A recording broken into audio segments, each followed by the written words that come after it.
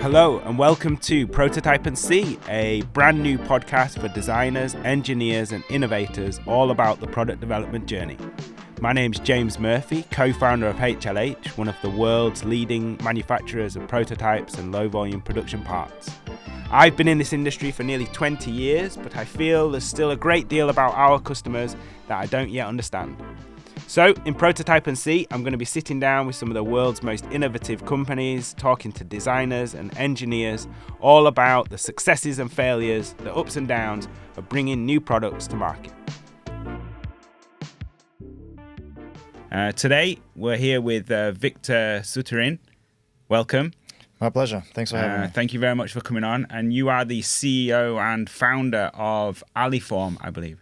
Yes, that's right. Could you just introduce yourself, tell us a little bit about you, your company, and what you're up to?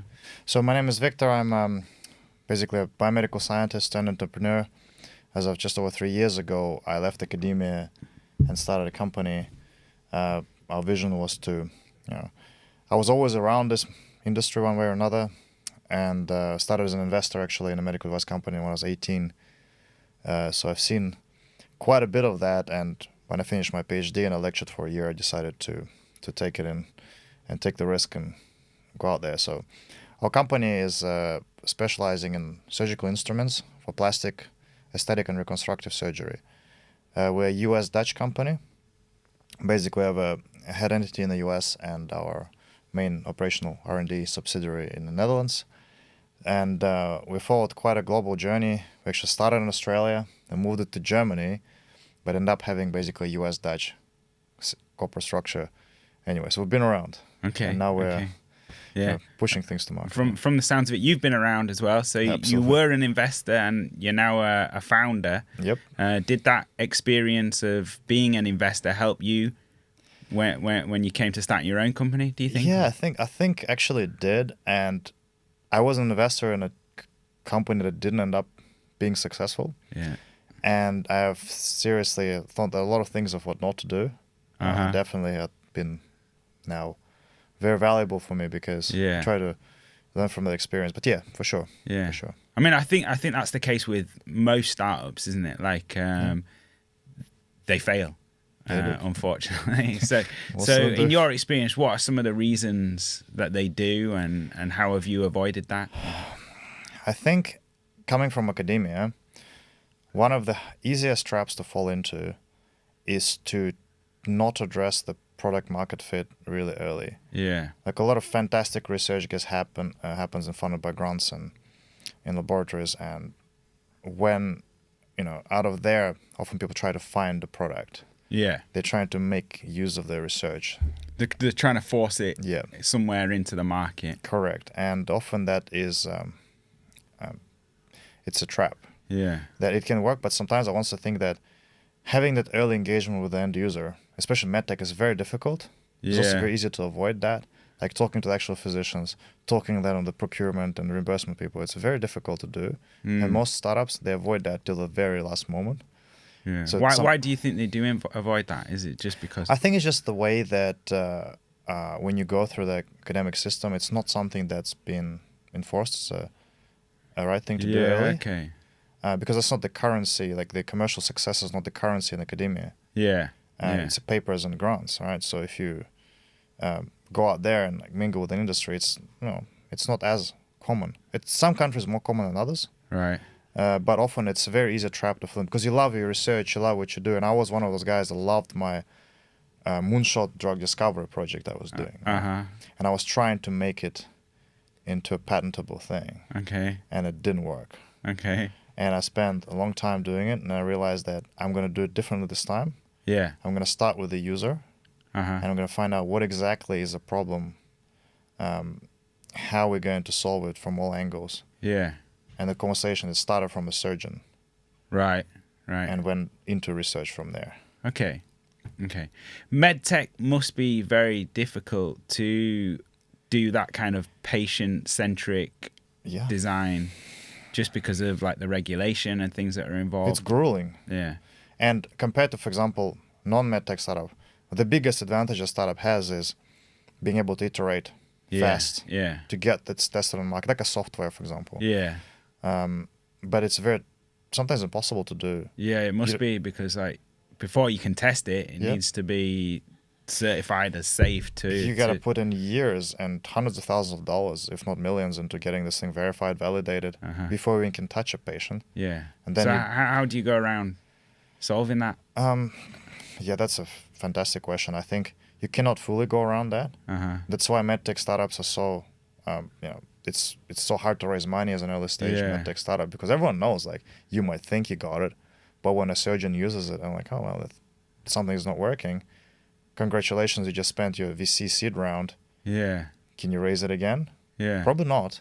And you have a fantastic innovation. And I mean, I see it all over the place, people with fantastic innovations with full potential to change like the healthcare landscape. And because of the difficulties in iterative product development with the real user, so the best thing you can do basically is try to do it preclinically somehow, or in early clinical stage, but still having that but there's not much space to iterate. There's not much space.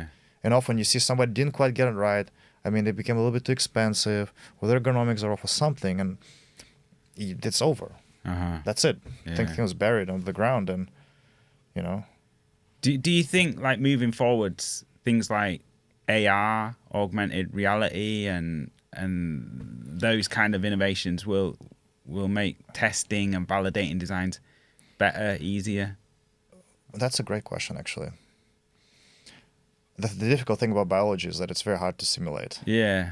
There's definitely a place for example, we have a mechanical product. It's a surgical instrument, purely physical, no electronics, no software, for a reason. Because I know what it takes to get that certified and validated versus just a plain surgical instrument. But an idea of having a real like a digital representative twin simulation of a tissue we're going to use, that would be fantastic. I absolutely believe that this should be more explored and built up on, because that could indeed help convince people. But also bear in mind that surgeons care mostly about real patient data. There's only so far you can push even like preclinical stuff with those guys. They love to be hands-on. They love to see this work in a patient. And before you achieve that value inflection milestone, it's going to be tough to convince them of anything. But time changes, and the simulations can be very, very powerful, especially for difficult things like implantables, like, if you're designing, I don't know, something for the heart, or there's plenty of anatomy 3D simulations that you better be doing before you design something, right? But whenever it's some functional effect, then it becomes difficult. Hard to model. Okay, so what we were just talking about, patient-centric approach to design. So that's very difficult. Like, how important is it to get buy-in from the users, from the surgeons, like early in the process, or is that something that you can leave till later on? I don't think first of all, it's a great question, because to get really buy-in, you need to be able to demonstrate the technology and how it's really different. And that is sometimes easier said than done, because surgeons are used to being pestered by various sales representatives who are trying to like push them something, or so it's difficult. You need to have a different level of a conversation. You need to find the right people who are interested in innovation to begin with, because not all surgeons are. And you need to be able to show credibility, but also get them involved early, because they want to be able to claim that they're part of this. If you just come to a surgeon and say, I made all the work and thinking for you, often that doesn't... it's not an easy sell like that. They don't like it very much, because it sounds like you've bypassed them out of a process. So medical device regulation, we've got the user needs, the stakeholder requirements. And that's what it's supposed to be about, that you talk with end users, you talk with the nurses, you talk with whatever stakeholders involved. They can affect your medical device design choices. And a lot of people don't do that. They actually don't do that. And regulation aside, like, what are the main barriers to moving quickly? For this particular podcast, I think what's really fresh is actually finding the right providers and suppliers to work with. Actually, it could be it could be a real time waste if you have to manage, for example, a prototyping project, and you do not have capacity to do it internally fully. So you have to all of a sudden, order 3D prints. You have to order CNC machine parts, or God forbid, injection molding parts if you really need that for prototyping. That could take a month. So by the time you can wait for someone to reply to the email and come back from a holiday to, then waiting for the bloody part to arrive and 6 weeks later, that's really expensive for a startup. Yeah. Right? Yeah. So that, of course, third-party reliance and management is extremely, it's not spoken enough about. Because if you go and say, oh, you need to find qualified people who do this well, yeah, sure. But do they have time for you? Yeah. Are they going to be able to respond to your emails? Are they going to reply to your questionnaire for supplier evaluation? I had, for example, one very interesting anecdote from one of the startups I know. Okay. Who had to buy thousands and thousands of those packaging boxes. Right. Because they couldn't do a low volume order. So you end up Yeah. basically having to rip them all up eventually, because you need like low quantity. Yeah. So he got all those boxes, and then he ripped them up and threw them in a dumpster, Yeah. and had to wait 6 months for transport validation. And I'm like, this is ridiculous. This can't be. Yeah. So I learned from that. I'm like, started hustle the network and find out who is the better provider of this. Yeah. Who can do things quickly. Yeah, and we found one who did it in a week. A bloody week versus 6 months. And sometimes it's not obvious because you think, oh, takes this long. Yeah. No, sometimes you just not knocking on the right door. Not knocking on the right door. Yeah. Yeah. Okay. And what else can manufacturers do to help MedTech developers? Like, what's important to you guys? Is it just speed? Is that the main thing? Or? Well, that's a great question. I think it's a balance. As you claim a status of a real quote supplier for parts that are going to be used in medical devices, your compliance burden, like you cannot mess up your process. You really have to make sure you can provide the part that are consistent, that they don't affect the risk profile, that everything that touches that product, whether it's a coolant or packaging, anything, it's fully recorded and doesn't change. And you can, because a company has to invest into validating that part, and if that is not absolutely 100% reproducible and spot on, that could affect. There's plenty of crazy recall stories because somebody forgot to remove machining oil from a hip implant. Right. Thousands of people got affected. That requires quality. Yeah. But what I often see is that once the manufacturer has gone through that pain and they got all those gears and mechanisms installed, they become slow. They also become, they want now to to pay back on this investment immediately. So it's not as attractive for them to get low volume parts. So I don't know the answer to this question, but it is a great one, because how do you make sure that there are high enough quality contract manufacturers out there that also have time for early stage innovations that do not require from you to order 10,000 boxes just to get 50 in a door? That's a great question. It's a tricky one. Yeah. And I mean, there are already big costs, I imagine, in developing medical devices. And a lot of those costs come down to the fact that there's a fine interplay between regulatory and development. If you just throw stuff out because it looks cool, well, let's add this new coating to it. Yeah. But then you look at it, oh damn, I have to do this massive biocom tests on it because of this new coating. So you can't think just, you have to think and constantly run this check how much additional compliance burden this little feature creep gonna add to me. Yeah. So often it's quite anticlimactic because you're talking to engineers like, oh, why don't we add this new coating to it? Yeah. Like, okay, well, has the coating... Sounds like a good idea. But sounds like a good idea. Sometimes this idea could tank your entire runway because you're on a very expensive taxi ride as a startup, right? Yeah. Okay. And what about things like life cycle management and That's issues like that, which I think are very, very difficult for medical, especially. that's what I think you actually nailed the most difficult question.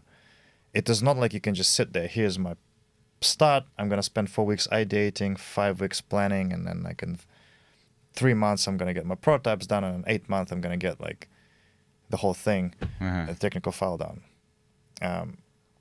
If that was how it was, it would have been easy. Yeah. But it's not how it works. If you have to change something, because as you're evolving your conversation with the users, some things might change. Yeah. The market reality might change. You don't have the agility to do the waterfall thing often. So if you have to now tweak, and for example, there's a lot of contract firms that would offer such services, and they do have the place. There's a lot of people who would do that. But from a startup that comes from ground up, with like 10 grand, 20, they can't afford that, eh? Yeah. So they have to do this stuff. And on top of that, the speed. What if you need to change? And often everyone does. Yeah. That could derail that whole waterfall thing pretty quickly. So it's difficult. And you're going to have to wear different hats. Like, I mean, I spend my time between discussing with our engineers whether the screw can go down enough to pinch that cannula into the metal part, to writing a pitch deck, to then going to a conference and doing the human thing, right? Yeah. And that's not easy. No. Because shifting between. Yeah, I'd love to be able to spend all my time doing product development. But then I talk to an investor and he's like, "Oh, Victor, like how's your runway going?" We have to say, "Then we have to start raising soon." So I have to whip up the pitch deck and the sales projections and which markets we're gonna hit. Meanwhile, I'm talking to my engineers and it's like, "Okay, guys, how are we gonna? Have we found this supplier? Oh, this supplier is ghosting. This supplier is unrealistic. This one costs too much." It's difficult. And if you hired everyone for every role, you don't have money. You don't have money, and you'd be a corporate. You're not. Yeah. Okay, I believe you were involved as well. I think it was during the pandemic. You were involved in a company or a project to create a respirator. Yes. Very, very quickly. Yep. Can you tell us a little bit about that and how that differed from like your own kind of startup experience? So what happened was that when the pandemic hit, at early stages, COVID patients, at the time there was, when they experienced respiratory distress, they were put on ventilators a lot. So there was immediately, those things came out of our supply. Yeah. And there's two reasons for that. Number one, some of them were put on them too unnecessarily, but some of them really need that. So it created this massive problem of we just didn't have enough of them. Pay for them or not, but they were just in shortage. And people were dying, everywhere, developed countries and developing. And that exposed the weakness of the supply chain and our ability to respond to the crisis.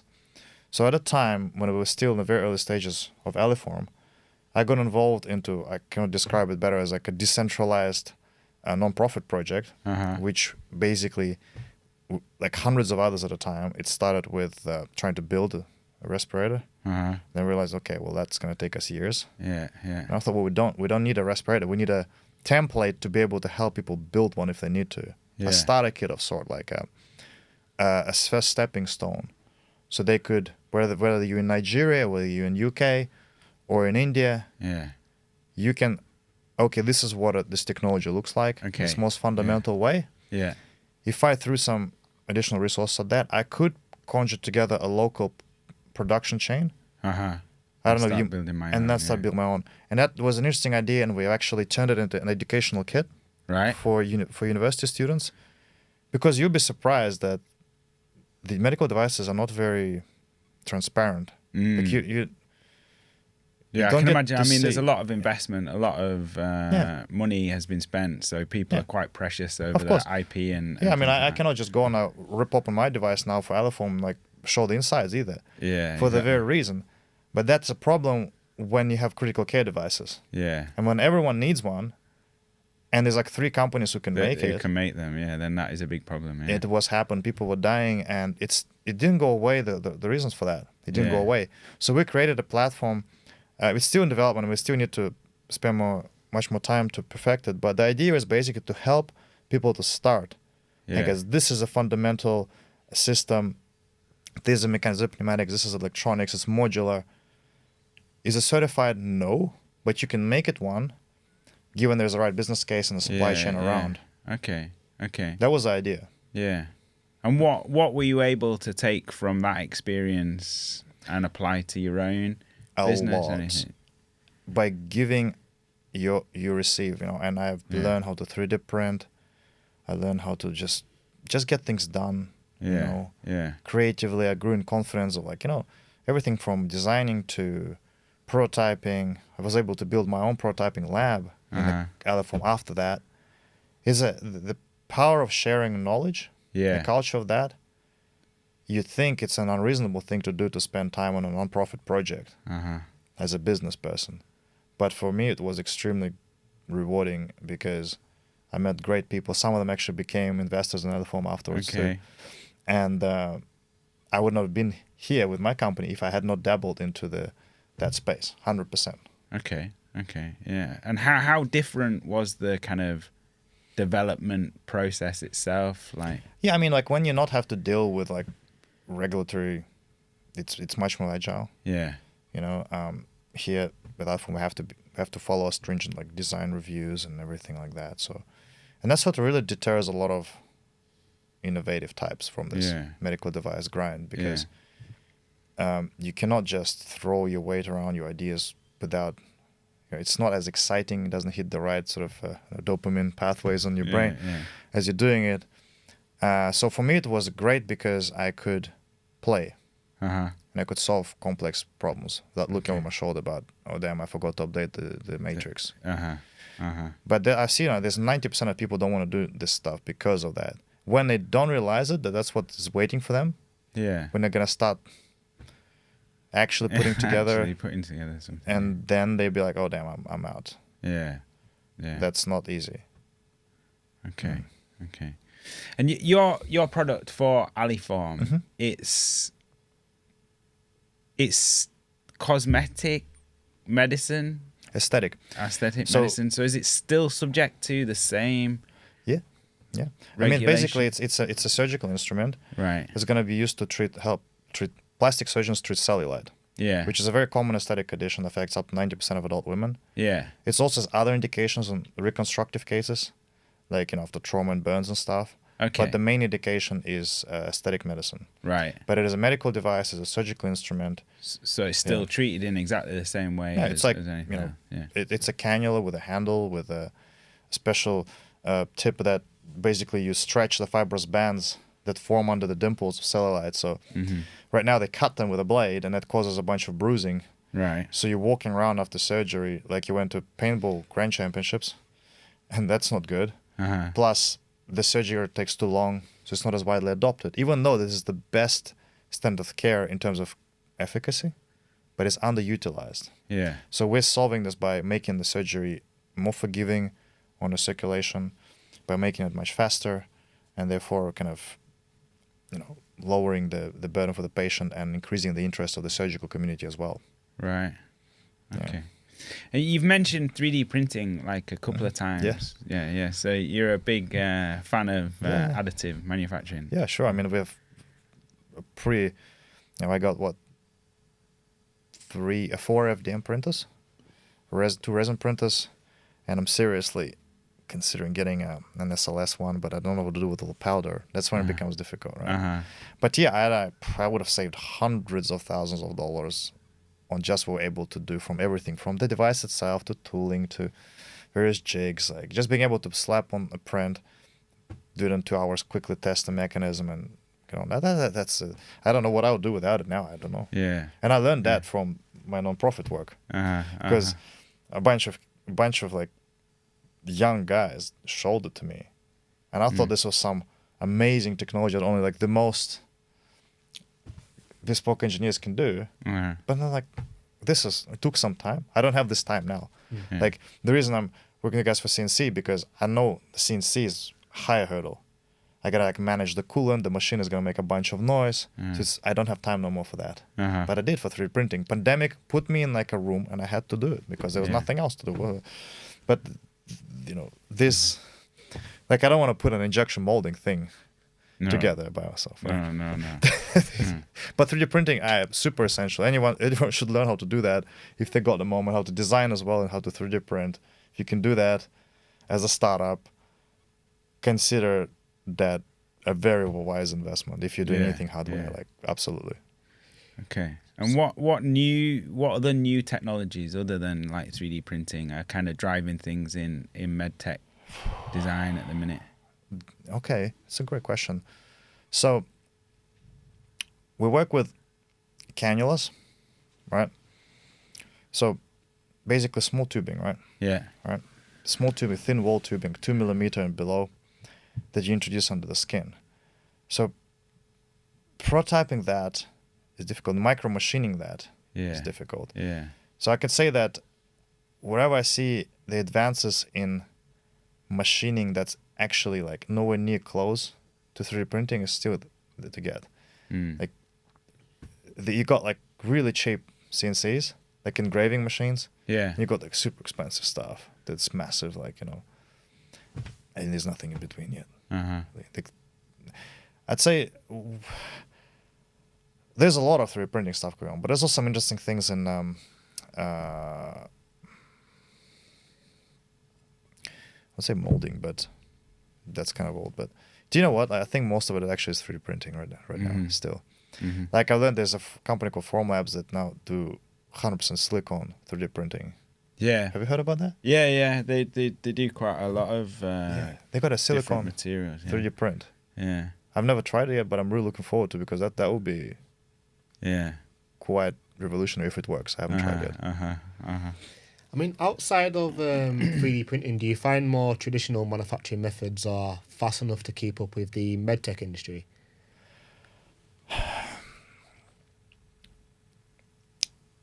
The time you spend in a clean room on assembly is expensive. So a lot of design choices we make now is when we get parts of the device and there's somebody with gloves, with mask on in the clean room is going to put this thing together. It's a manual step with assistance of some tooling. There's application for robotics. They could help you click it all together. But I think at some point all those instruments have to be put together by hand, especially in low batch production, unless you want to like validate the robot to do it for you. Difficult. Yeah. With limited resources. But I think there's a lot of bottlenecks like that. Like you have made all the parts with your super optimized production process. Now it's all in the clean room. Now somebody has to click it to put it all together, and then making a screw is gonna cost you money, right? It's gonna. Yeah. And now I have to we should get rid of the screws. Okay, add more 2 weeks now for waiting. And the investor's gonna be like, "Oh, thank you guys, you promised." So do you always find like the lead times do you find them realistic or are they more so unrealistic when working in a MedTech? I just find them uncaring. They don't care. You're talking about like low volume stuff, right? There are few people who are incentivized to work with young startups because they know most of them are gonna die anyway. They all want big orders, big manufacturers, like 10,000 parts, 100,000 parts. Some of them do give you time of day. But you have to work to find them. But it's all people, right? Yeah. Now, like we are basically almost done with our supply chain. But I prioritize people. If they get time for you, if they can actually care, they can see the potential. Yes, right now it's 100, but it's going to be 3 years, 10,000. And after the big corporate buys a startup, it could be hundreds of thousands. So, but it takes some thinking. I mean, so I guess if you was the manufacturer, what would you sort of do differently? What would your sort of approach be? If I was a manufacturer in the industry? Yeah. I would create 2 different divisions, and I would try to separate the politics between them a bit, because like there's one that works in existing customers. I know some of them do that, but not everyone does it well. There's also this creep, and there's a particular personality type that should be in those 2. Like when you have a Medtronic coming in and ordering tens of thousands of parts, that's one thing. Like this is one thing. When there's an upcoming startup coming in and you tell them, "I'll see you in 9 weeks for my 100 parts." What are you gonna like? It's an eternity in a startup sense. Eternity. Yeah. I see this attitude that creeps over sometimes into the startup realm. You know, we had to walk from suppliers because of that. I'm like, okay, well, I believe that you're gonna make fantastic work, no doubt about that. But 9 weeks, like that's like it's 60 grand in salaries. Yeah. And we can just have to sit to make one bloody like change. Yeah. And like no one talks about it really, because like, oh, I'm gonna have this beautiful timeline, and look, guys, I'm gonna save time in the clean room. If only I changed and I took the screw out and redone this, right? Yeah. But I cannot do that, for example, if you don't have the fast capacity, right? Yeah. So like, I know before you sort of mentioned that you put on different hats to try on different sort of roles in the company. I was sort of wondering, what is the sort of personal things what you've done yourself to tackle like the timescale issue? So for example, if you've seen like 9 weeks lead time, what sort of things have you done from your side to sort of reduce that, shall I say?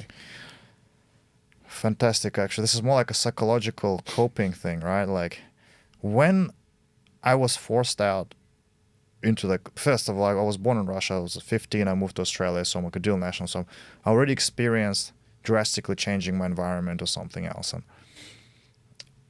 being able to just say, you know what, this doesn't work, and go and just find options. It is often not easy. You guys just believe that indeed I have to do this. Maybe it's the right thing. Maybe it's 9 weeks. But there could be someone who can do it in a week. You just don't know. Yeah. And often you have to overcome the barriers. Like, okay, just contact people. Go and fly there, check it out, make things happen. Sometimes just going somewhere to a factory makes all the difference. Yeah. But some factories don't like that either. They'll be like, oh, only email. Like, okay, well, if it takes me 2 bloody weeks every time I get a reply, forget it. Yeah. It's no. At some point in time, I know inside, if it really comes down to it, I'll build my own bloody facility. I'll get the CNC and I'll find the people. If we put against the wall, I'll find a place, I'll certify it, I'll get that confidence I got with time. But a lot of people who are just starting out, one supplier says, okay, I need 1 year to do this. They're like, okay, sir. But that's 1 year because you just far down the priority list. That's not because they don't have physically like a, you know. Yeah, I guess the main thing is finding a partner, supplier who understands and respects where you are in your kind of journey as a company. The question is, what happens when that person changes, and you're now stuck with someone who is no longer thinking like that, right? Yeah. So you need to be able to actually change your supply chain, and sometimes changing a supplier of medical devices means you're done. Depends what they're doing. It's not that easy to switch suppliers, is it, I guess? If you're doing some kind of a super special thing that there's only like 2 suppliers in the world can do, and if one of them goes under, you go with them. And I've seen that happen, and it take 1 year for this company to recertify their glue, surgical glue supplier. 1 year of just not being able to sell, just sitting there. Products, like, and imagine explaining that to an investor, like, what did you do in 1 year? Oh, I'm sorry, we're waiting for the glue to be certified. They're kind of like, okay, well, now your valuation sucks. Congratulations. You're going to need more money, and then you get washed out of a company. Yeah. They're not going to be like, oh, I'm sorry. We understand that you failed to de-risk it. That's okay. Here's more cash. No way. You're going to pay the price. So being able to actually, we picked this product. It's literally free from any glue. It is as simple as possible. Like, because I know if the more complexity requirement to that. Yeah, the more chance of something going wrong somewhere. We were looking at one supplier and like, we got the special patented like coating technology on the cannula. I'm like, no thanks. Because I'm not going to know, like, if we tie ourselves to that, then if we need to change that, what are we going to do? You know? That's kind of thinking that one has to do very practically. Like, sure, do you believe your thing slides 40% better in the body? Maybe.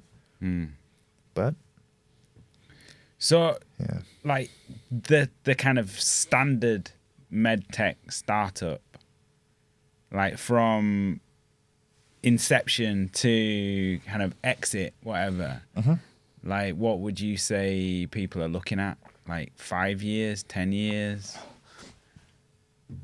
Like great question. It depends on the level of, the regulatory classification. like some things that require like more clinical studies, they require longer approval times, like an implantable anything could take easily that time. Everyone comes in thinking they're just going to exit when they got, for example, clinical trials. And, you know, for example, if you take, like we started in 2019 in Australia, and took us now 3 years almost to get to the closing 1.5 million, and 2 million total kind of funding amounts. So raising some angel funding, pre-seed 2021 onwards, and then June this year we raised the VC money that's going to be enough to cover us product placement in the US, and then some early clinical trials, and we're going to raise some more to test the market bigger, right? Yeah. And depending, like for us, it's quite easy because we're a class 1 device. The hurdles are really low in US. Right. So we can basically be on the market pretty quickly. But for someone who needs to go through like pre-market approval or get FDA really involved heavily, they can add 2 years to that. Yeah. And if everything goes according to plan. And to sell your medical device startup, at least what I'm hearing from the trends today, it becoming more and more difficult to do it pre-revenue. Right. You really want to be able to say that your stuff can actually sell as well as do it's supposed to be doing. Yeah, okay. So it used to be enough just to say, like, I've got this product, it works. Yeah, it's now, fading. yeah. It's fading. At least from what I hear. Right. Because you're going to have a mergers and acquisition business advisory panel. Yeah. From a big corporate, there's going to be like, you know, there's going to be R&D people, IP people there. There's going to be sales people. Yeah.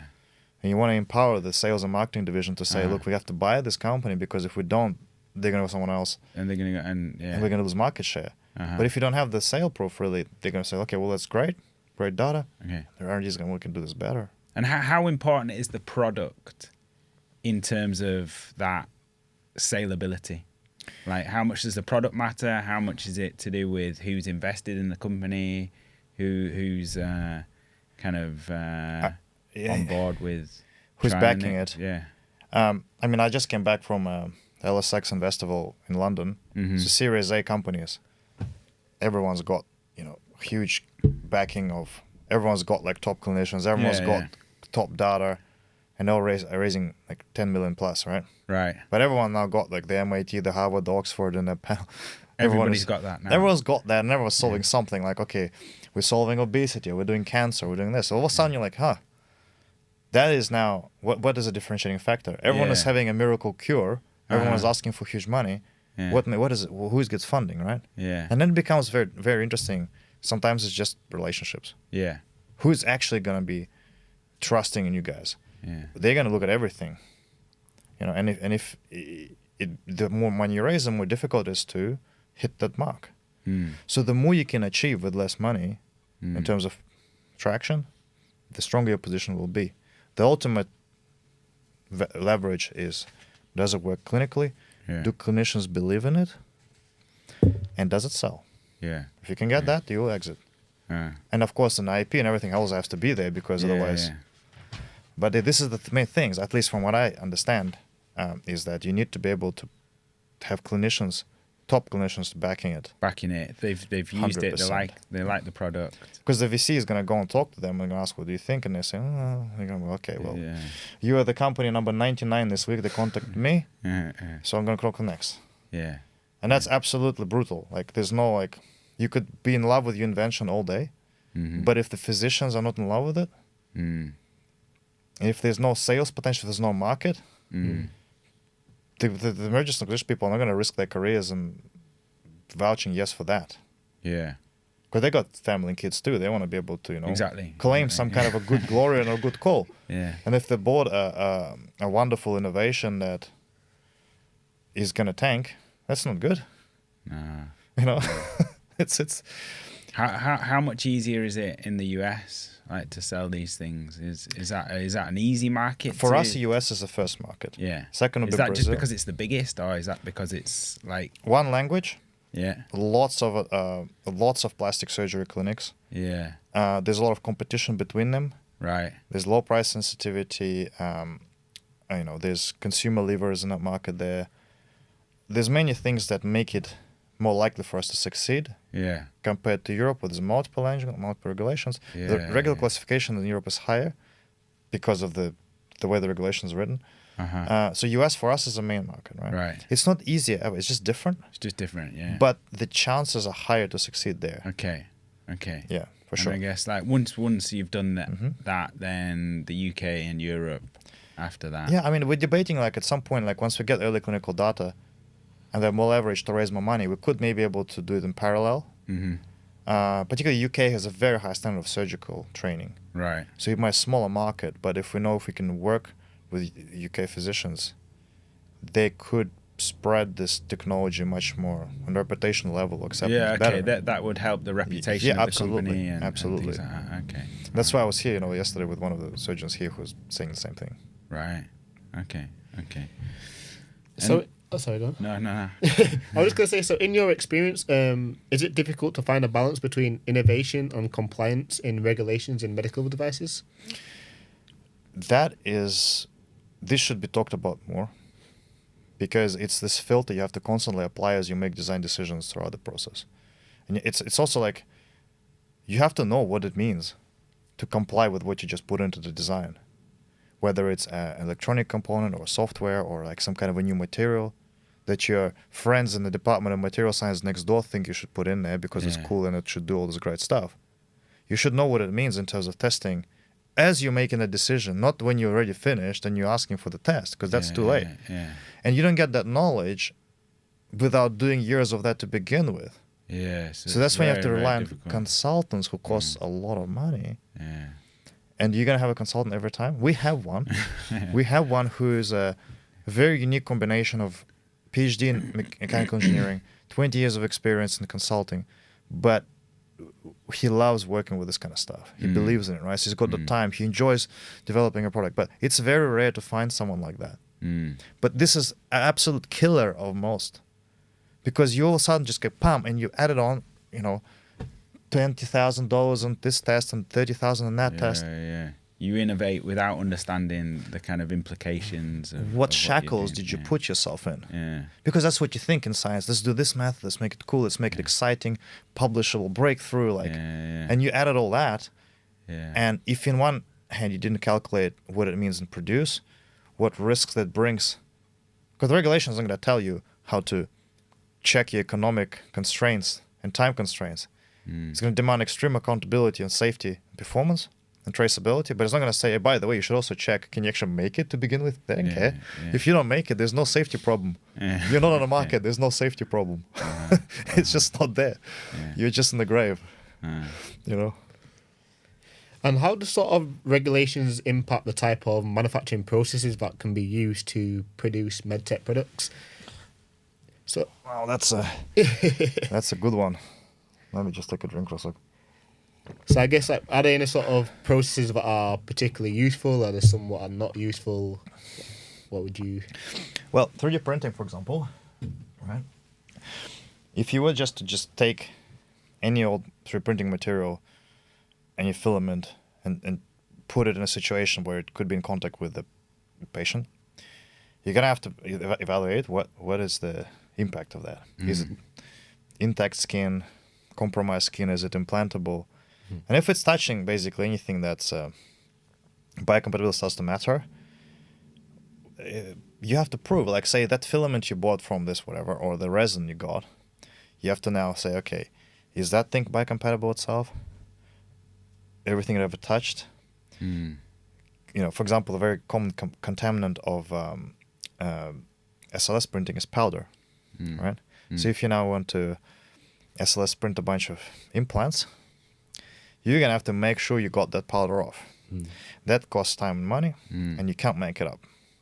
When I receive a prototyping part where it got some, what's the metal one called when you, the metal 3D printing? The DMLS one? Yeah. And it's like a bit of powder in a corner. I can prototype, I just wash it off, it doesn't matter. But if you put that thing into a medical device, and that somehow gets spotted and reported, you are going to be scrutinized very heavily. So I guess you need to understand the processes. You need to understand the and what it means for your for the person who is the legal manufacturer, such as a startup that works for you. Say, if you have a responsibility to deliver a clean part that's going to Yeah. end up in a clean room Yeah. by this assembler who's going to put it together, Yeah. double bagged. Yeah. So if you get that thing in a clean room, and somewhere along the steps of getting this thing bagged, manufactured, bagged, shipped, transport, whatever, It's been contaminated. it's somehow. been contaminated, and then there's going to be reports of adverse events of like some kind of reaction in the skin. Yeah. That's going to come back as an audit, and the auditor is Yeah. going to go and dig up everything, make you prove, and if you can you get a recall. Yeah. There's a horror stories about that. For example, I mentioned Devanil about the hip implant debacle Yeah. with people forgetting to remove machining oil, and like thousands and thousands of patients Had to have get the friggin' hips with machining oil Uh-huh. on the hip implant still Yeah. there. Or the recent CPAP machine debacle with this kind of foam end up in air circuit in the lungs of patients who've been using a CPAP machine for sleep apnea. Right. Massive recall. Yeah. Huge. So a big Yeah. corporation. And also yeah. probably you're opening yourself up to kind of all kind of lawsuits and things US like is that as notorious well. for Yeah. that. Yeah. Europe will Not so just- bad maybe. Yeah. Yeah. Like, you don't want to be in that position. No. Plus, who'd want to do that? Imagine living with that. Like, you just put like machining oil in thousands of people's hips. Yeah. You got to take it all out again. So that answers your question about that. Yeah. Basically, of course, it slows down innovation because you have to make sure that whatever you're doing, say, if you came up with this new fantastic silicone 3D printable resin, wow, Yeah. okay, first question, what I'm going to do with Biocomp with that? Yeah. What did you make it with? What you washed it with? How much of that resin's still on after I washed it? Yeah. If I put it on the face? These are the questions. And you have to prove that before the people start to trust it. Yeah, and I guess it's Yeah. very difficult to explain these things to the suppliers that you're working with, to the manufacturers, because they're in a different space to you, so they're all about just making the parts. I mean, So, silicone, yeah, right? They're just yeah. going, okay, put in an investment for the molds. Just do molds. Who the hell has money for the molds? Oh, I got 100 grand from like my local ecosystem startup grant that I Yeah. got. And I have to put like 20, 30 on the mold now. Yeah, Yeah. Let's 3D print, but yeah, it is. When you prototype, you can get away with like, obviously you don't have everything to be Biocomp, right? But the final thing gonna produce yeah, it has to be. Yeah, it must has be, to be. Yeah. And it has to be also something that, for example, like we know that when we have to be ready that we want our handles injection molded. Why? Because I don't want half of Maastricht cleaning 3D prints if we actually have a scalability challenge Yeah. from powder. Yeah. Sounds great early, but if you think about it, make 10,000 of those now, please. Yeah. And there's like the entire friggin' university cleaning prints from powder. Yeah. So a lot of innovation could happen in sort of the fringes. Like, how do you actually make the powder removal better? How do you make the polishing of the surface better? How do you make this whole thing more streamlined that it takes away the human error and dependence on manual things? Yeah. Sitting in a sandblasting cabinet, like this kind of stuff. That's where a lot of innovation should be. Optimizing what works already. And if the new stuff comes in, like there's a fantastic 3D printing method I saw. It was basically a jar like this, full of photo. It was 2 photon something. So they were basically 3D printing the thing in a gel. Like it was just, the gel was a support. So it was just like completely support for your thing, right? And they just had 2 laser beams and it's crosslink one and another reaction crosslink another. And they just built this freaking blood vessel on a sub-micrometer scale out of it. I'll send you a link afterwards. I'm like, wow. But it's, of course, that's nowhere near yet to be implemented for production. No. It's going to be bloody expensive as well. But Yeah. I'll have binging and watching new production techniques all day. It's a fantastic thing, you know. Okay. Yeah, I mean, thank you very much. It's No very, problem. very, very interesting. If we want to learn a little bit more about you and your company and what you're doing, what's the best way to do that? Just talk to us in a year. We're still coming out of stealth mode. I mean, it's really like we're addressing a niche market, but if anyone wants to talk brainstorm, you can just find me on LinkedIn by my name, and I'll happy to share anything. I wish I had a channel, but we're not there yet. Okay. Yeah. All right. Thank you very much. Thank you very much. All right. See you next time for Prototype and See. Bye-bye. Thank you. Bye. Okay. Yeah. That was all right, yeah? Thank you. Thank you very much. Whether you're working on your first product or your 10th, you've got the Prototype and See podcast to back you up through your product development journey. Follow, subscribe, and tune in for our next episode. We can't wait to see where your prototype takes you.